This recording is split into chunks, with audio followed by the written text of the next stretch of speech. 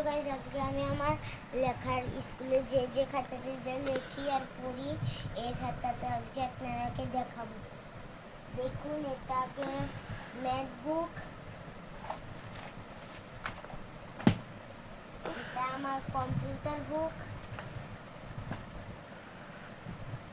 এটা আমার জিকে বুক।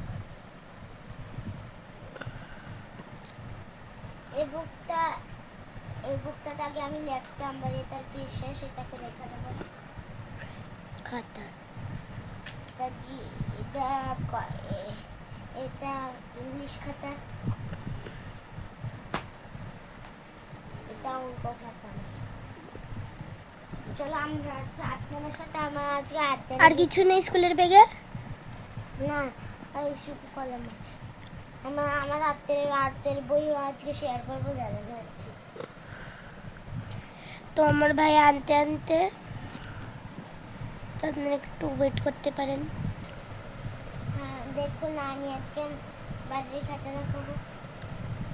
এটা দিদির খাতা সাইডে রেখে দেবো।